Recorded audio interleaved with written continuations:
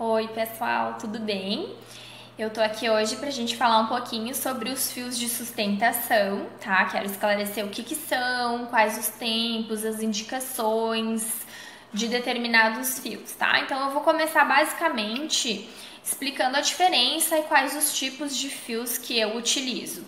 Eu utilizo basicamente dois tipos de fios, que são os fios de estimulação de colágeno e os fios de sustentação propriamente ditos, tá? Então, os fios de estimulação de colágeno são fios menores e eles são formados por um material que a gente chama de PDO, polidioxanona. É um material totalmente reabsorvível e a presença desse fio no organismo estimula muito a produção de colágeno.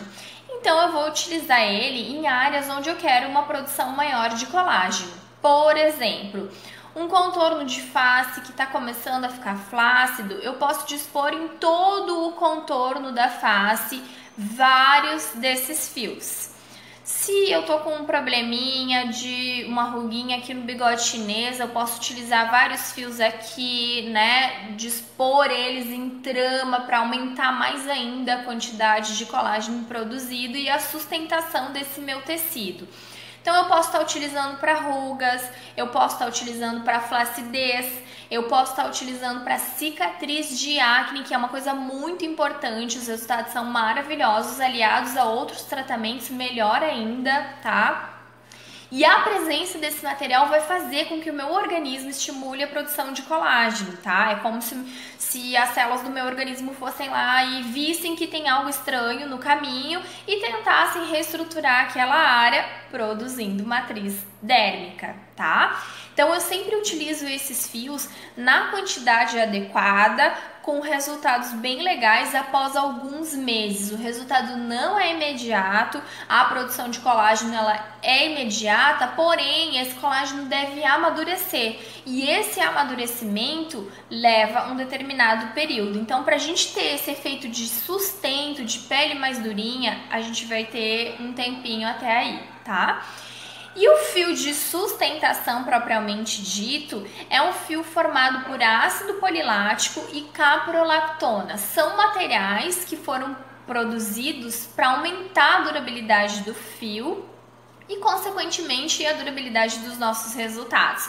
O fio de sustentação, ele é inserido em áreas onde eu quero promover um efeito de sustento propriamente dito, né?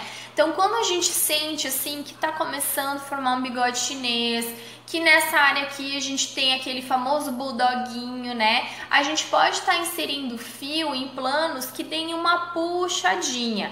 Como que a paciente sai no dia do fio? Literalmente repuxada, tá? A gente pode colocar um par, a gente pode colocar dois pares e conforme a quantidade, maior vai ser o repuxado que ela sai no dia da colocação. Então, literalmente, ela sai com umas preguinhas, tá? Onde o fio foi inserido, a gente vê o acúmulo de pele. Quanto maior a flacidez que a pele apresenta, maior esse acúmulo, tá? Ela vai permanecer assim por alguns dias até que esse tecido vá moldando no fio.